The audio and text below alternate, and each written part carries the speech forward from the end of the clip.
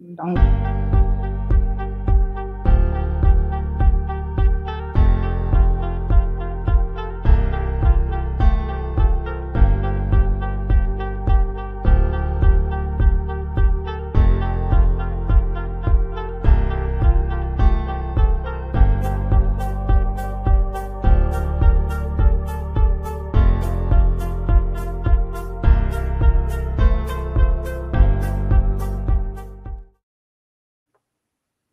Welcome, everyone, to another episode of Real Talk for Just for Girlfriends.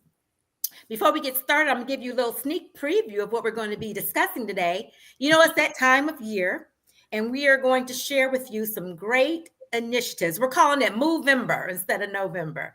And, you know, Giving Tuesday is also coming up. But everything we're talking about is going to be in the spirit of gratitude. So stay tuned for that. But of course, before we get started, let's introduce ourselves. I am Michelle Skinner. I am on the board of Just for Girlfriends and have been so for quite a while. I also manage Just for Girlfriends social media sites. So you'll hear me say several times, including right now, make sure you follow Just for Girlfriends on social media. I love to connect with you over there. We have discussions, we have giveaways, we have all types of things going on over there. Lots of fun. It's always a party. So please, you can find us at just the number 4 girlfriends on all the platforms. Angelique, introduce yourself, please. Yes. Hello, everyone. My name is Angelique David. I am the founder and CEO of Just for Girlfriends. For those who are new to us, our mission is to help women embrace self-care and self-preservation. We really started on the premise that women are often so busy taking care of everything and everyone that we forget to take care of ourselves. And so that's when Just for Girlfriend comes in. We help you engage in self-care by providing people with amazing, unique, fun events, fun opportunities to just take off all your hats and enjoy a little self-care. So this is part of our self-care PSA and happy to be here. Excellent. Robin, introduce yourself to our audience. Hi, I am Robin McFarland. I am a board member of Just for Girlfriends, as well as its first official member, and a part of our show here, as well as some other. We've had some other endeavors on TV. Somebody was just talking to me about that the other day, and help with event planning and all of that. So glad to be here and glad for our topic this week. Absolutely.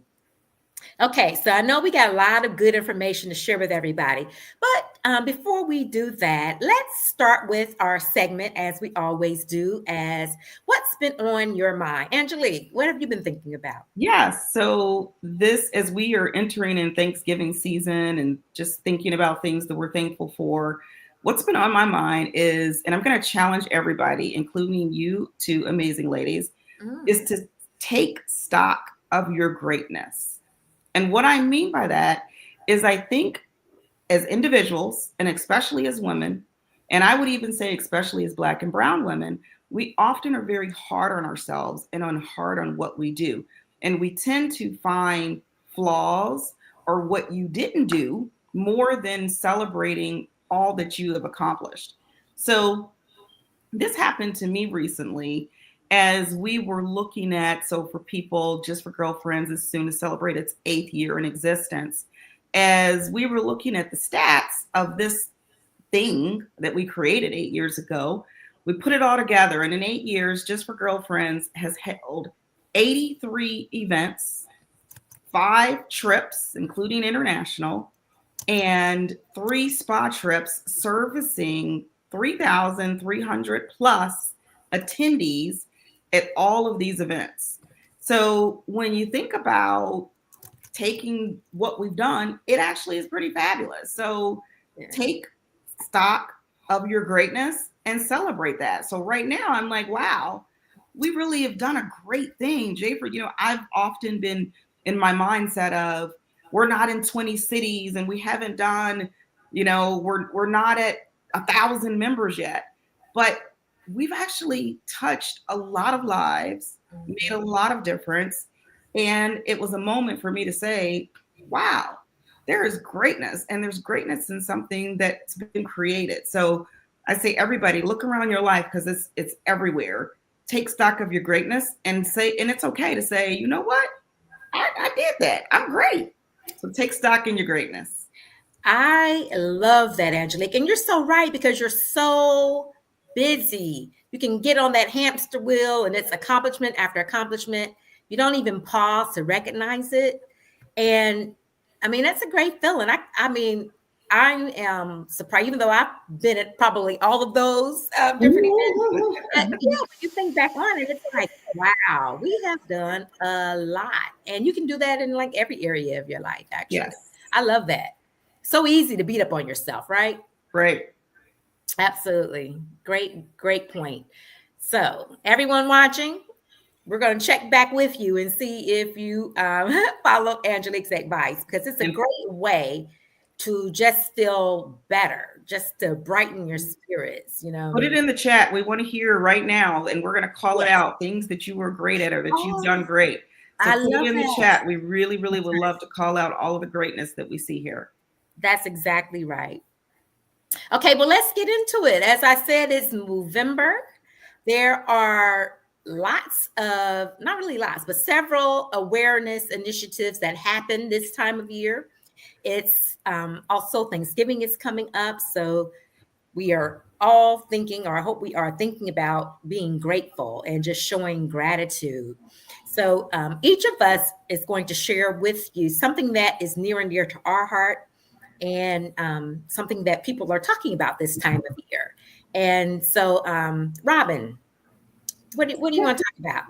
So for my, and this happens to be coming up in December. So I got some stats over here. So you might see me looking to the left here, but it is called a seasonal affective disorder. You look like you're in a different season right now, Miss. I think my light's going in and out. I don't know. Well, I will say it's really sunny where I'm at, and it's hot and it's warm. It just happened to be look like I'm in a dungeon. So I apologize. Well, you know what? It's reminding me of Inside Out. We're talking about affective disorders and yes. I'm not trying to be looking sad. I'm not trying to look that way, but my lighting's doing that today. So I'm sorry. But it is. So I was calling it. So I had been looking up something called I think they were calling it seasonal. The winter blues is what people might know it.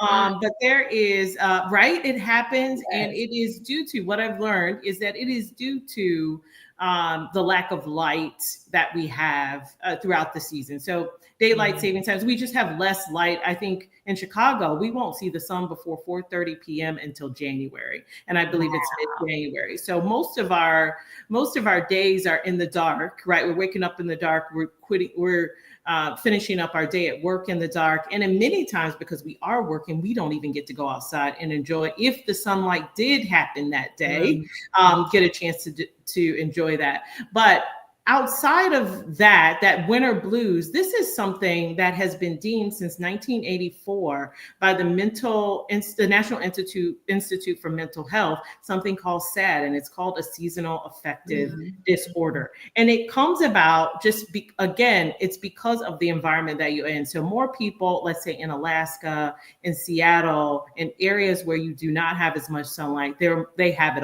also. It can also happen in the summertime. That is less rare. The other thing is it happens more, and like many things, I don't know why this is, and I'm talking to God about this, it happens more with women than it does men. Wow. And it is not. I blame everything on hormones. I'm blaming everything on Eve, but I don't know why it is. So it is very different than the stress that you get because of the holidays right? I was at the grocery store when it opened up this morning trying to get everything, and I still got to go back out, which I'm not happy about. So it's not those things. It's really the environment that you're in. Your body starts to slow down, shut down. It's got something to do with serotonin and melatonin. You have more or less of that. And so it is a real thing. And so it was just saying the things to be aware of. It was called hypersomnia, where you are up a little bit more, but you don't want to do anything. You're just kind of around. You're not doing your to-do list. You don't have your bubbly, lively personality, or you want to just sit in the house and be still and be quiet. And sometimes we've talked about a lot being quiet. If your friend is quiet, check in on them, right? So that is a sign of that, where it's just like, I'm just not feeling myself, right? And it is a real thing. And so here are some of the things that you can do. And I got this during COVID, just because I don't even know who told me about it, but light therapy. So does anybody have one of those sunlights in your house? You can get them on Amazon. They have different variations of them. They also use them for your plants inside. So they say, get one of those lights, sit it by your desk, and have it shine on you throughout the day. I've seen people wear the caps that have a light on them. Yeah, I've seen that. And it's something about it's some UV rays in there, some good light, let me say that are coming through there, that if you sit on the counter, that's supposed to help kind of rejuvenate the energy, just kind of counterbalance some of that darkness that is in the environment that is also affecting your body.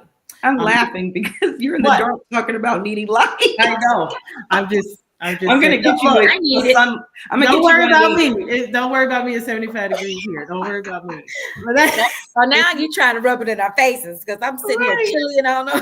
This is the way this is set up today. Oh, there you go. Okay. It keeps going in and out. It's just the way it's been going. It's been a busy work day. It's my last work day of the week too, by the way. So do that. They also said, when you recognize the signs, go to psychotherapy and see what you can do.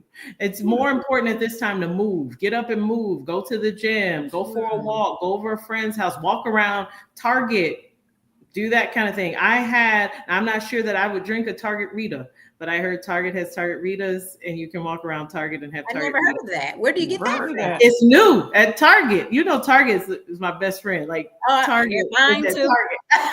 Out of there. Right. So they said walk around and do some of those things. Vitamin D. We are sorely lacking in vitamin D during this time of year. And this happens to be 4 to 5 months out of the year where this happens for some people.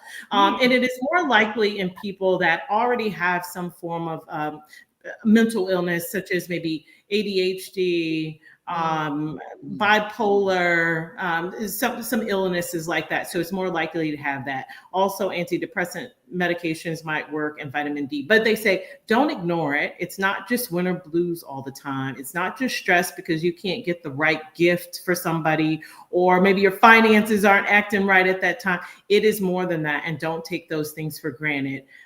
Go to the doctor, talk about them, check them out, see what you can do. And there's some holistic things, of course, that you can do as well. But it's more about being aware that this is happening, not only to you, but think about the people around you and how they're affected during this season. And again, it starts December through February, March, I believe they said it was just 4 months there. So be on the lookout for that. So there's supposed to be a lot more awareness this year with mental health awareness, just being on the rise. We are doing more of that, having more resources, that sort of thing. So this month, the month of December that's coming up, is SAD Awareness Month, at least a portion of that. And so just something to know about, that it is different than, I was thinking winter blues, right? Like the holidays. I don't get to see my kids on every holiday. I don't know who else is in that situation, right? So that's can be different. I don't get to see everybody. It happens to be a busy time of year for me, so sometimes I have to work more than I care to, and I can't catch the sun, those types of things. So it's more than that. It can actually be. It is actually deemed a disorder that you can do some things to take care of. So just watch out for that in December, starting December. Well, thank you, Robin. That is some great information, because I have suffered from that seasonal affective disorder for many years. I never knew that it had a name, but I do have very low energy during the winter months. I don't want to go anywhere, like you said, you know what I mean? Just very low energy. And it's always been like that. Or it even affects me sometimes during like rainy season too. Yeah. And they also said it comes about usually, and again, mostly women get it. It is in your 20s, late 20s is what probably when it came about. And then over the years, and just think about, I don't even want to talk about all the other stuff that we go through. Right. It's always something. That's a whole nother show. Right. You add that on to this, right? Like, that's a whole nother show. Man, y'all gonna be glad I'm not sitting in complete darkness over here, right? So it is. I know. Right. You could have sat by a window or something and shared some of that sunlight. I get right. Shared some of that sunlight. I might find another light to turn on here. Right. Well, thank you, Robin. That's very helpful. Lots of good information. Everybody out there watching, please like and share this broadcast with your friends. That's probably more common than you think. So lots of good resources there. So please like and share. We would appreciate it. So I will go next. I am focusing on hunger, insecurity, and homelessness, or they call it housing insecurity now. And especially around this time of year, around Thanksgiving, there are some people who have so much to eat, will have so much food on their table. And then there's some people who are completely the opposite. And especially vulnerable populations like the elderly or children. It is almost like a pandemic among those populations, people who don't have enough to eat or know where they're going to sleep. Now, my daughter is in Girl Scouts, and November is when they celebrate, or I don't know if celebrate is even the right word, but recognize hunger and the homelessness. And we had an event, and the parents were invited, of course, where they had like a soup kitchen.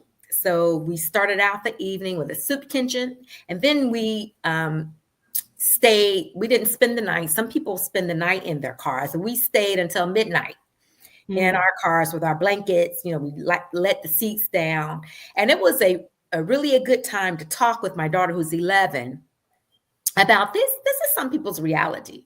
We also watched a documentary. It's on Netflix, where they looked at those suffering from homelessness in San Francisco and in Seattle.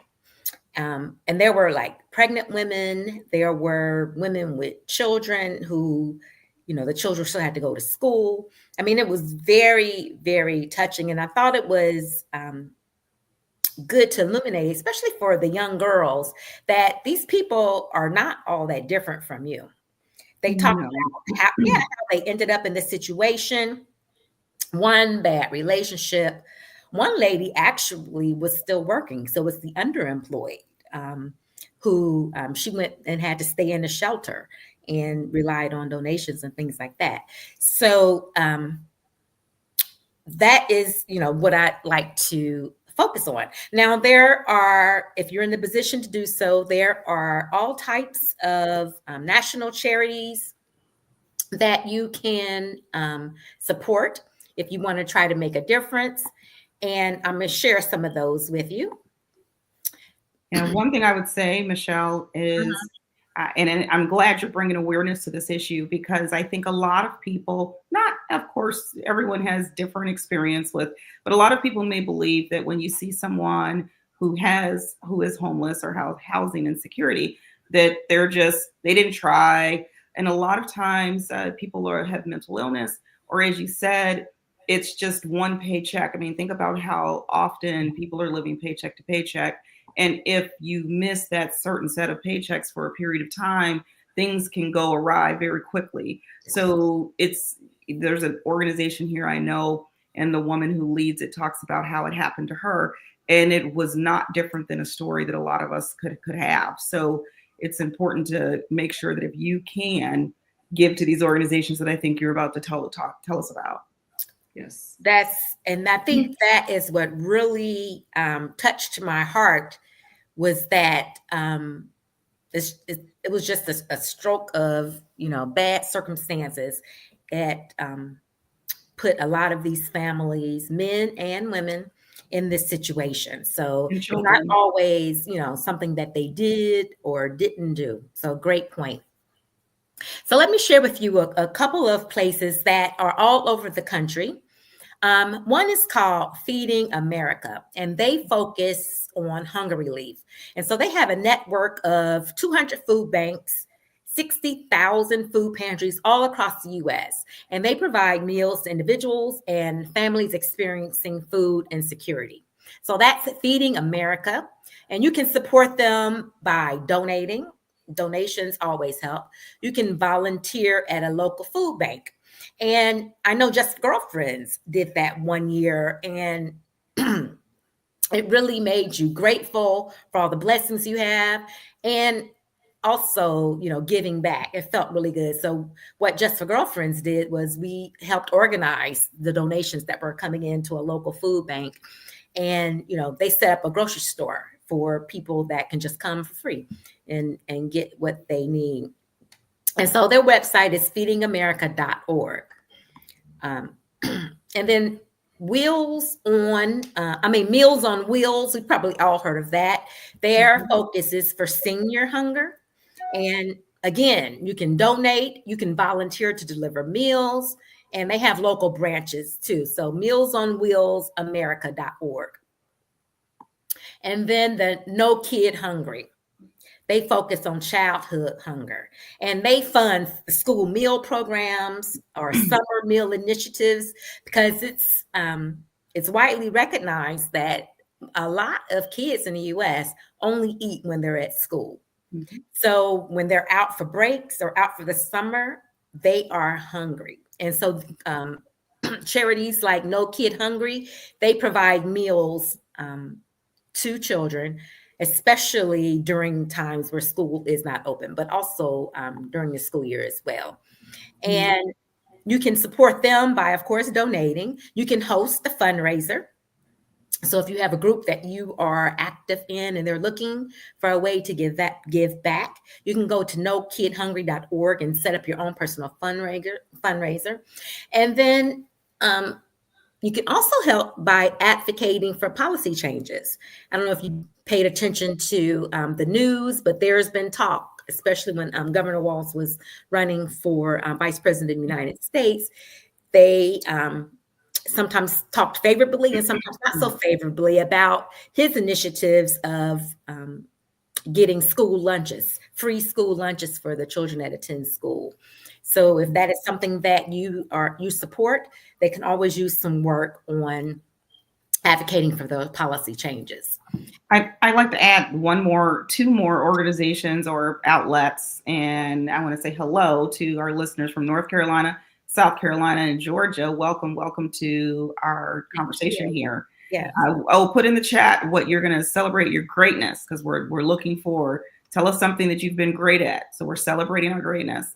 But Michelle, I'd add Blessings in a Backpack. They do exactly what you said, is they provide food for kids for the weekend.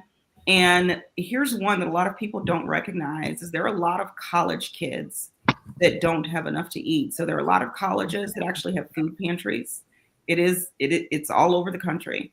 And it allows that student to go to the food pantry and get food for them to take home. If you can imagine already having the grit to go to school, but have to go to school hungry, that's crazy. So if you are looking at your local university, go and figure out how you can either provide food or provide funding to either their foundation of some sorts to help their food pantry. You'd be surprised the big name schools that have food pantries.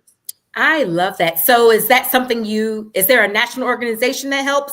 It would be the school provides that, usually for foundations. I love that. And you're right. I had not thought about the college kids. And in fact, I think we consider that a rite of passage, because I remember many nights of eating dry cereal or, totally bad stuff, snacks when we were in college. But it doesn't have to be that way. So thank you for bringing that to my attention. I had not thought about that, but that's something I'm going to look into immediately.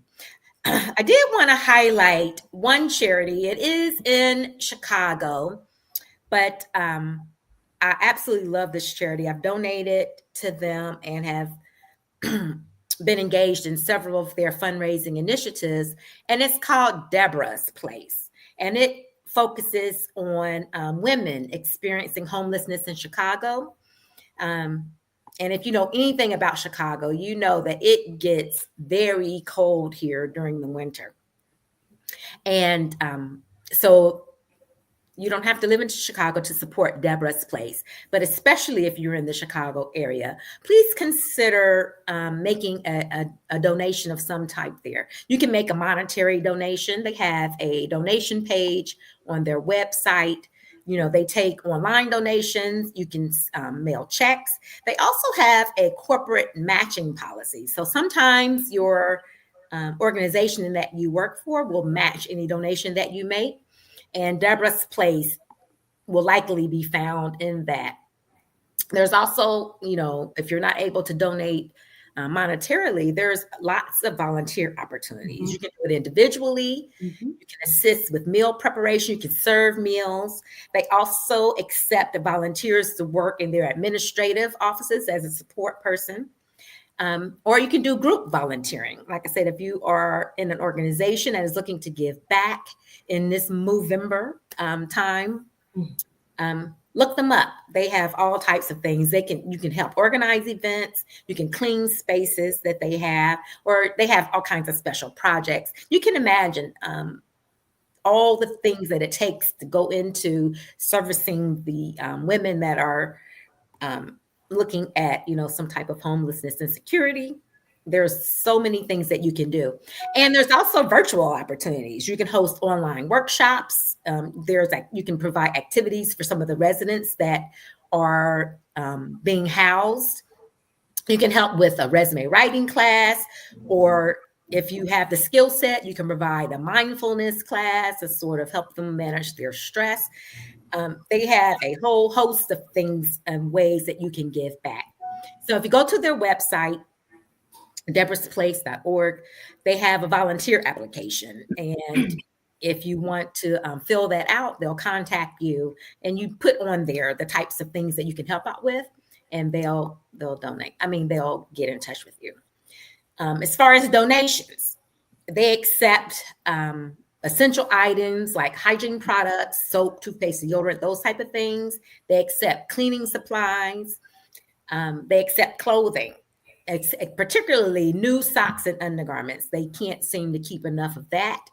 Non-perishable food, but they also have a wish list. If you want to look and see what they're looking for or what they're being short on, go to the website. They have a donations needs list. And which brings an interesting issue, because we were donating, you know, food to a local food pantry, and I came across this list of things to keep in mind when you are when you're donating, things I hadn't really thought about. So I'm gonna share some of these with you. If you're thinking of donating to a food pantry or a local food bank. So people, they say they get a lot of the Kraft's macaroni and cheese in the box, but a lot of people that are experiencing homelessness or have food insecurity can't use it because you have to add milk and sometimes butter. They don't have those things a lot of times.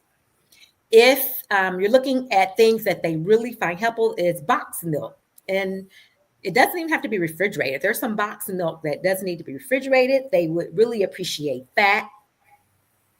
A lot of times people donate canned goods, and certain families can't use them because they don't have a way to open the can. So they say, if you're going to donate canned goods, try to donate the kind with the pop top, or you can include a can opener in your donation box. Spices, they said spices. Many people don't, and spices are expensive, so I can understand that. People don't get to season their food very well because they don't have the spices. I think we have a listener here who said, "I donate paparazzi jewelry to a girls group home." Mm-hmm. I love that. I love that. Yeah. They also say big boys and big sisters programs as well. I served on their board for Greatness. many years. I love and I was a big sister for many years. I absolutely love that organization. So yes, they're always looking for volunteers. And if you don't have the time commitment to be a big sister, they have other ways that you can volunteer, like providing classes if you have that skill set. So yeah, thank you for mentioning that. Appreciate that. Thanks for tuning in. Okay, so that is pretty much all I have on the hunger and homelessness awareness that is coming, that's been active this month. So Angelique, what do you want to share with us? Yes. All right. So this is something that affects everybody, and that is stress. So Stress Awareness Month is here. And I want to talk about stress because it affects everyone, and it is a silent killer that we don't always know. And I'm going to start this by telling a little personal story, because I think people look at when you see people who seem to have it all together and are doing a lot of things and moving, you don't realize that they may have issues.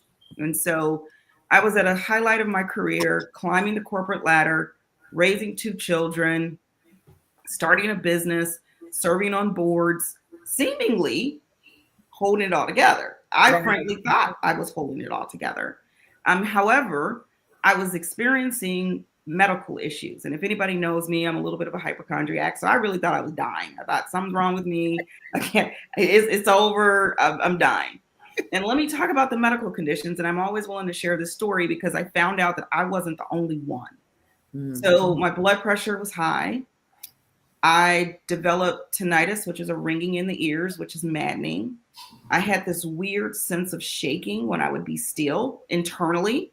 And I Googled the mess out of this and I couldn't figure out what was wrong with me. Yeah. So I just thought something is clearly, and if I was thinking about it, ringing in the ears, shaking, I was like, I got to have a neurology problem. Something's going on. Well, I saw many doctors. They didn't really come up with anything, told me to take some high blood pressure pills, go away, pretty much. And then I just wouldn't stop. And I went to actually an audiologist who would check my ears, so figure out what the ringing was. And he gave me a stress and depression test. And I'm like, why are you giving me this? Because anyone else here for my ears, right? I think I know I think I know best. I think I'm a doctor. Yes. So you are JDMD. JDMD, right. I think I had it all. So I'm looking at him like, I came in here, my ears are ringing. I didn't say anything about anxiety, stress, or depression. I didn't say that. I know I'm not depressed. So I do the little survey to appease him. And I go in and he says, I've got good news and I've got bad news. And so I'm thinking he's about to tell me I got this tumor in my brain. Oh my God. I can imagine.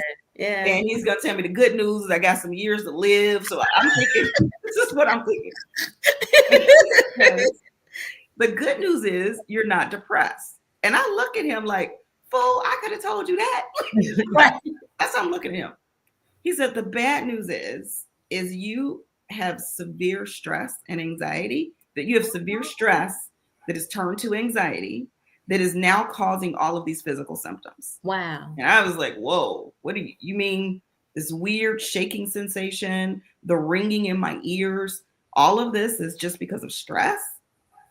And he said, yes. He said, normally patients like you, he said, it would go away. If you could go off onto an island and just relax for 3 months, it would go away. And I'm like, now more advice I can't use. I just told you I have 2 kids and a job. Right. So he said, but what you need to do is you have to figure out something to do to relieve your stress. He said, I know it's easier said than done, but this will continue and your medical problems will get worse. And so that was a reality check for me. And he suggested, and what I loved about him is that I don't like to take medicine. And he said, I don't want to put you on any meds because that can actually make things worse. He said, so what I suggest is some yoga, meditation, calmness, etc. So I took that to heart and I said, you know what? I have been experiencing stress, but I didn't realize it was causing all of these symptoms for me. So I started going to yoga. I went to a class to learn mindfulness and meditation. I started spending more time with friends and family. And guess what? I got off blood pressure medicine. My blood pressure went down. The ringing went away and the shaking went away. And there were probably other things, like I probably didn't sleep, my stomach, all of the symptoms that I had, which appeared to be, they were real, were all due to stress and anxiety. So let me tell everybody, really kind of what are some symptoms of stress that you see? There's physical symptoms, headaches, muscle tension, body pain, high blood pressure, dizziness, stomach ache. There's mental symptoms, anxiety, irritability, difficult concentrating, low self-esteem, constant worrying, losing your temper more easily. There's behavioral symptoms, sleeping too much or too little, eating too much or too little, avoiding places and people, withdrawing from family or friends. There's emotional symptoms, changes in your mood, anger, changes in emotional responses, low sex drive. Then there's dream symptoms, waking up with vivid or otherwise bad dreams. That's the one that most people don't know can happen when you're stressed. When you're stressed, your body goes into a physical state. It's either fight or flight. So I've done a lot of research on this because it's just so important. It really is the impetus that made me say I wanted to start Just for Girlfriends, because when I shared that story, I found out there were lots of women that were experiencing the same thing. I even met women who were experiencing this weird shaking, and it's an internal shake. My hands wouldn't shake, but my body would feel like it was vibrating. So that's part of what's made me start J for G, is for women to embrace self-care, because otherwise it can lead to strokes and all the rest of this stuff. So those are the symptoms, and think about that. Those are some serious symptoms, serious things that can cause long-term damage. And what I was going to say is, it's because when your body is in, some stress is good. If the car is about to hit you and you go into that physical fight or flight, that is stress. And that's good. You're supposed to get out of the way. But if you're in a constant stress, your cortisol levels go up and your body's in this constant fight. We as human beings were not meant to be in a constant fighting stage. And that's really what happens when you don't lower everything and get this together. So of course, you're going to say, okay, Angelique, well, how do I manage stress? Because we all have it and it might not be good. And what do I do? And how do I get out of this cycle? You're usually stressed about things that haven't happened, and you're worried and stressed about things that might happen in the future, whether it's I'm going to lose my job, whether it's I got to go into work and look at this person tomorrow, I don't have enough money, whatever it is. It's usually something that you're anticipating in the future, or something that's happened in the past. You're worried about, did I make this right decision? How am I going to live with this thing? What did I do back here? Oftentimes, if you stop and you live in the present as much as you can, things are usually okay. So think about everybody sitting right here watching this. There's nothing bad going on. You're sitting here and you're taking time to learn something different. Now, if your mind starts wondering and you're thinking about, oh my God, Aunt Sally coming over for Thanksgiving and I can't stand her and I'm going to have to listen to this. Well, that's going to create stress. Yes. Don't think about that. So some things that you can just do on a very, very regular basis to manage stress is physical self-care. Exercise regularly. I exercise. I'm not going to say I like it. I do not like exercising. I exercise because I want to lose weight, but I also do know there are mind boosting effects. So usually for me, it's not the first 30 minutes of exercising, I can't stand it and I just want to stop. But if you keep going, because your body has to release those endorphins and get you to the other side, you'll notice that if you keep going and you get to the other side, it starts feeling good. So I'd say stick with it, whether it's walking, whatever it is, to release those endorphins, because they actually lower stress. Were you going to say something? No, I was going to say, I totally agree. I could relate to that story because I used to run. I just recently started back running, but I used to run long distances a few years ago. And that was some of the best therapy. I worked out so many things, and the effects, after those endorphins and you're feeling great, they last for hours. Yeah. So I totally agree with that. Yep. Another physical way is to eat a balanced diet. And it's not just to lose weight, because usually I'm doing these things just because I want to drop some pounds. But when you choose a nutrient-rich foods, it supports your body's stress response. So it helps your body learn how to manage and react to stress. And then get enough sleep. Aim for 7 to 9 hours. I never get that much sleep. So again, you don't have to be perfect. Just think about if you're where you're starting from. If you're doing nothing and you incorporate 2, 3, 4, 5 of these things in, you'll get some relief. So you don't have to be perfect. I will tell you, I never get 7 to 9 hours of sleep. That just never happens in my life. But I do try to exercise and I do try to eat a balanced diet. Then there's relaxation techniques. Take slow, deep breaths to calm your body. I'm a big, big believer in breathing. I breathe all the time. I've taught my children breathing. And this is another thing. Children are having more stress than ever these days. Children and young adults, just by the nature of everything going on in this world. So teach the kids young. Don't wait till they get old. Like, not that I'm old because I'm still a chicken tender, but just don't wait until they get later in life to then learn these mechanisms. Teach your young ones right away. When your kid, even your toddler is having a tantrum, stop them and say, let's do some deep breathing. Don't yell at them. Don't stop them and say, you know what? You need to calm down. Let's breathe. Breathing really, really does work. There's all type of mechanisms of breathing. There's box breathing. There's all, that's a whole nother show. But I'd say breathing class, breathing for life. You usually have them at spas and wellness resorts, etc. Meditation. That's one that I do all the time, is practicing mindfulness, focusing on the present moment. Yoga. I told you that saved me right there. That yoga is very, very good. Progressive muscle relaxation. It's when you tense up your muscles really tight and then you let them go. A lot of times people will tell you to do this in the morning in a big stretch. Tense everything up and then let everything go. You do that 3 or 4 times, and that often will start relieving stress. That's mindset. Identify your stressors, recognize what them in, and change your mindset. Set realistic goals. Again, like I started out, really celebrating your greatness. Mm-hmm. Talk positive about yourself. Don't look in the mirror and say, I'm not doing this. I'm not doing this. Say, I am doing this. I am amazing. Today will be great. What you put out there will come back to you, and you that is invaluable. Mm-hmm. I'd also say, once again, do this with your kids. I know kids can sometimes be frustrating and throw you over the edge. Positive to them.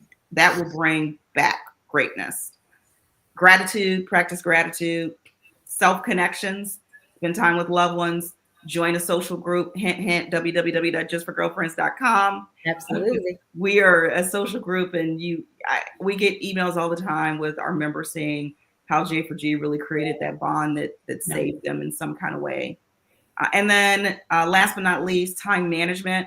Prioritize tasks. Oftentimes you get stressed out if you're running out of time, if you're moving around, you're doing too much. Take breaks. Take short periods of relaxation throughout the day. And my favorite one, before I get to my favorite one, I'll say another one, cold plunges. If you've never done a cold plunge, go do a cold plunge. It is amazing. It will change your life. You will be surprised. Yeah. And then last but not least, this is my favorite one, and one I had to learn, and I do it all the time, is say no. And no is a complete sentence with a period. Mm-hmm. I have learned that I can't be everything to everybody. And sometimes I do have to say no, because people will suck from you, not realizing that they're depleting you, and they might not even mean to, but you're allowing that and offering that by continuously saying yes. I'm also big. I now realize that there are certain things, after going through that medical crisis, there are certain things and places that if I put myself in, it's going to cause me stress. And so I'm quick to say, I'm not going there. I'm not doing that, because that is going to cause me stress.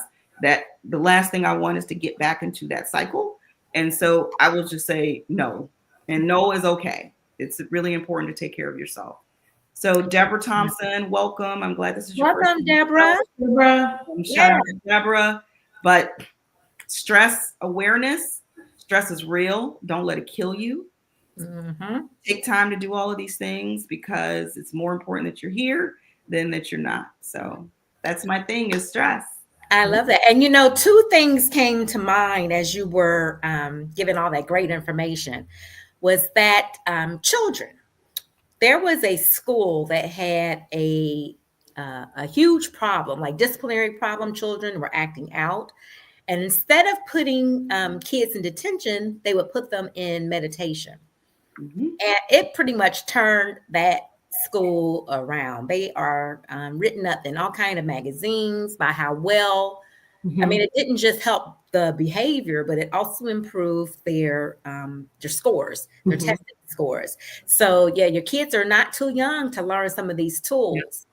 And I just had to talk with my daughter, this was last week, about saying no.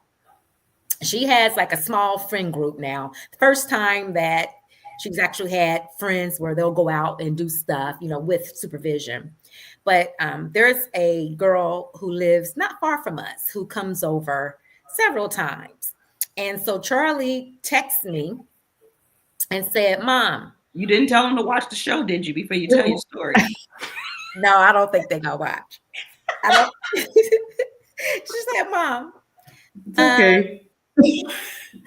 Do you have something to do today? And then in parentheses, say you do. So I was like, yes, I'm busy. I'm not going to be home today. She was like, okay, thank you.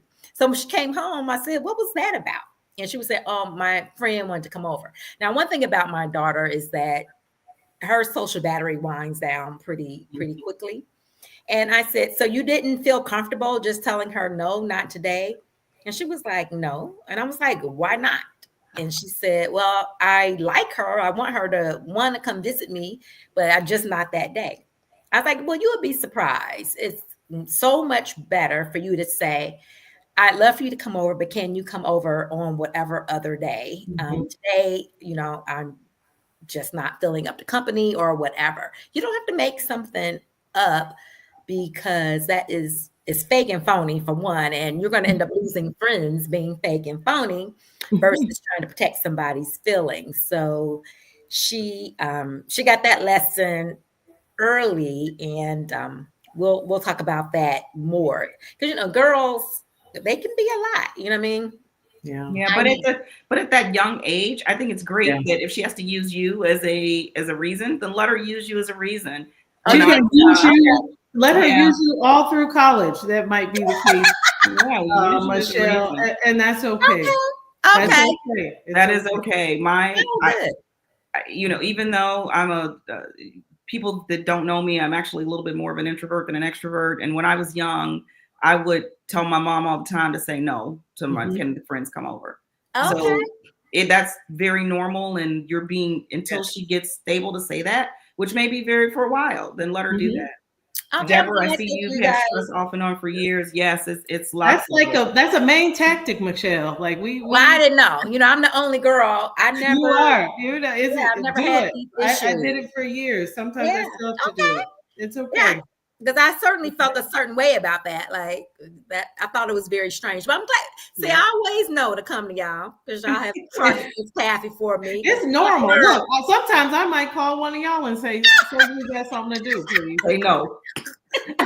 Say we got something to do. Right? Say we got something. Oh, sorry, I just got a text. I just got a text. It's so funny. It depends on the situation. Yeah. It's good. Okay. I'm glad she comes to you. That's the big part. That's right. It's a beautiful thing. That's true. Right. Yes. Yeah. That is so true. But definitely watch kids stress because they have so much more than we ever had. Just everything from, think about it. Our kids are now going through, we had tornado drills where we got up under a desk. They're hiding in corners for school shooting drills. They're called Alice drills. Yeah. So there's it's just a different level of what they're dealing with.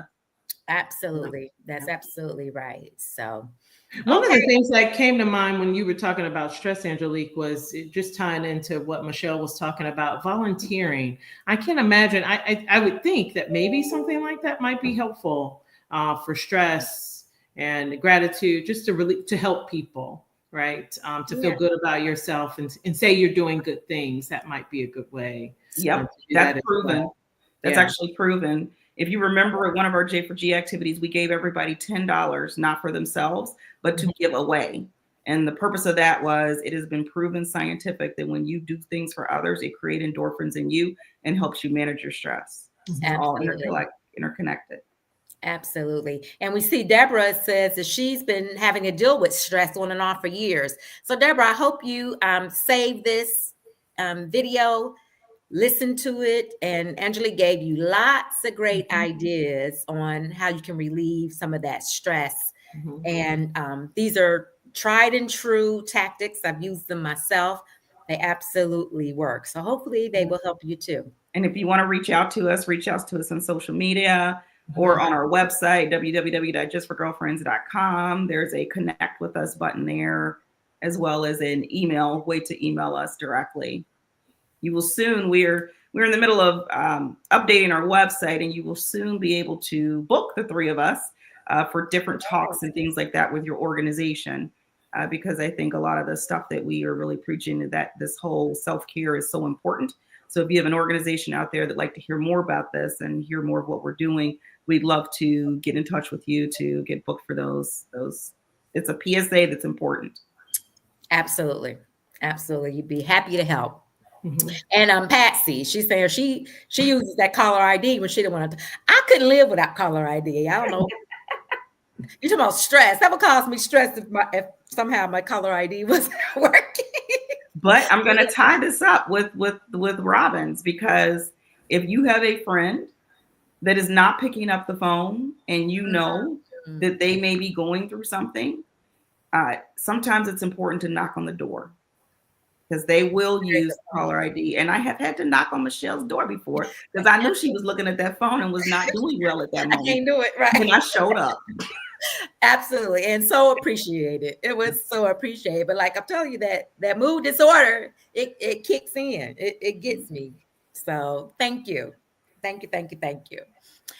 Okay, so that's it for our discussion on initiatives. Like Angelique said, if you want to continue the conversation, come on over to social media or reach out to us on our website, www.just4girlfriends.com.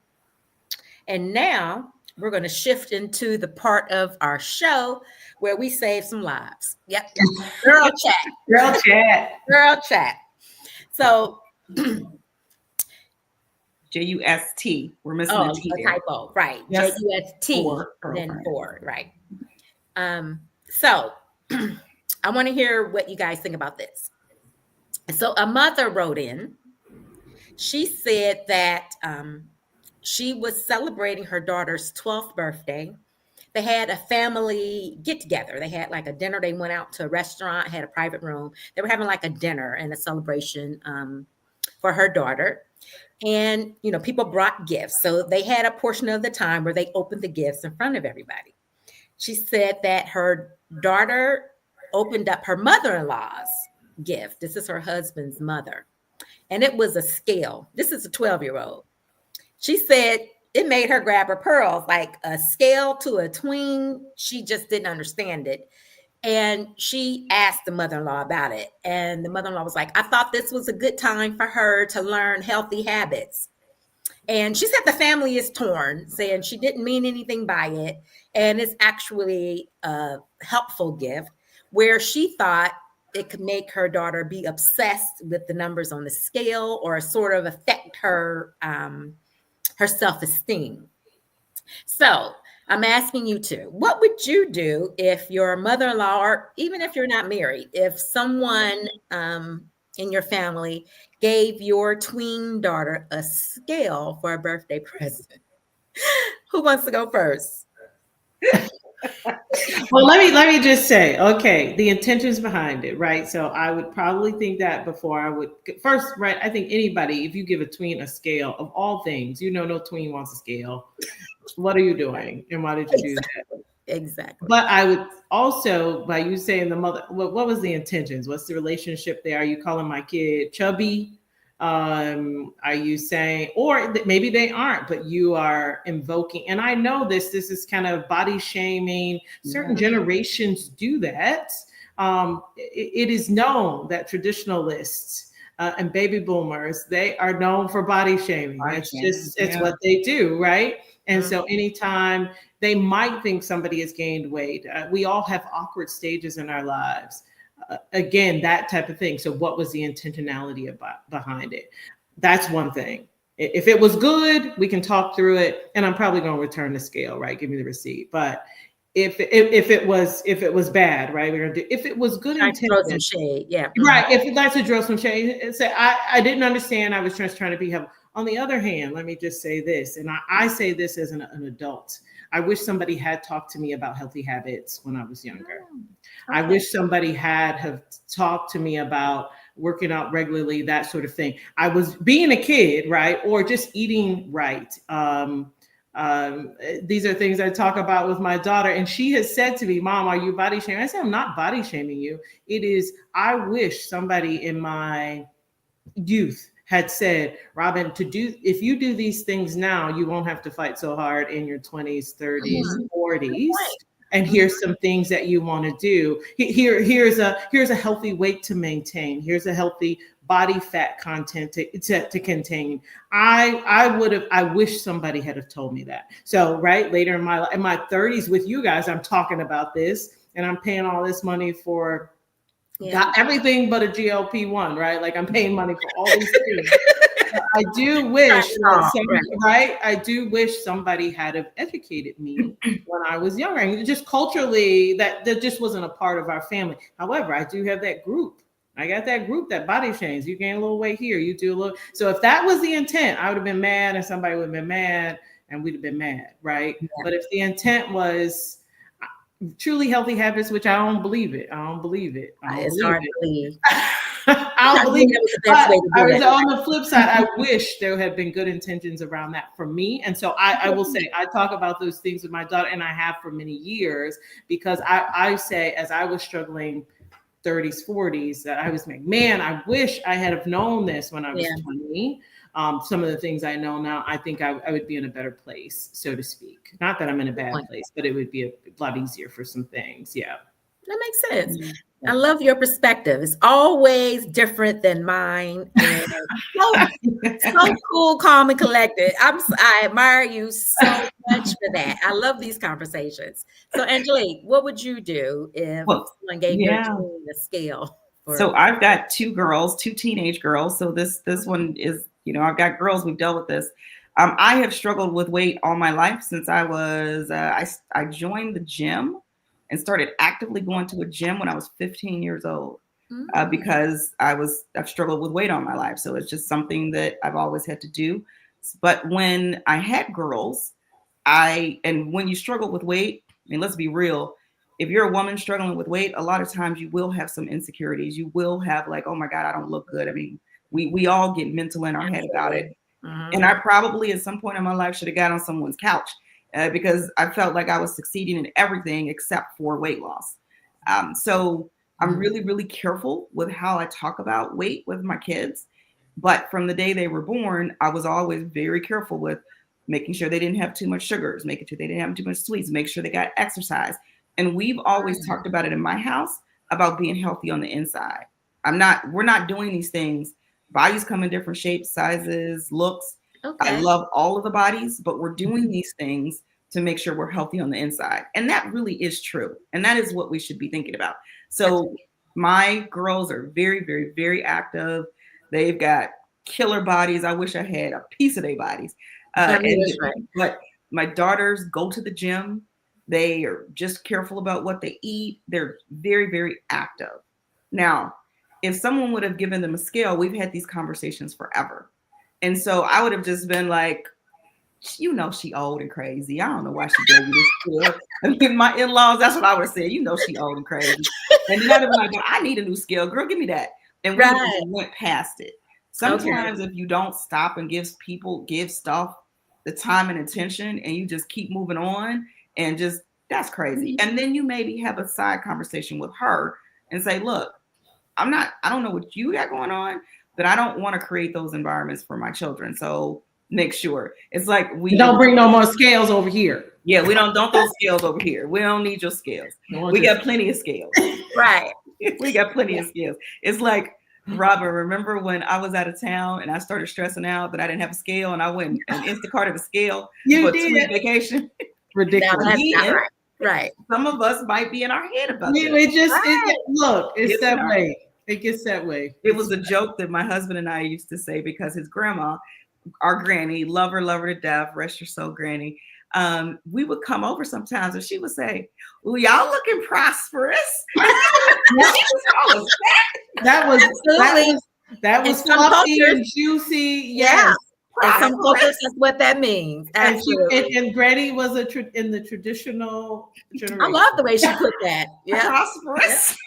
absolutely. Yeah. Well, I love it because I, for one, would have left the scale at the restaurant with a big Or threw no it thank through the you on it. window. Right. You would never talk to him again. I know Oh, you. no, you're not invited, nothing else. Yeah. You're rude. You're rude. Oh my gosh. Well, this closes out another wonderful episode. Thank you, ladies. I enjoy our talks. Hopefully our audience does well. If you're watching, if you got at least one good piece of advice, please share this video. We would love to get more followers for Real Talk with Just for Girlfriends. So anyway, we'll see you next month.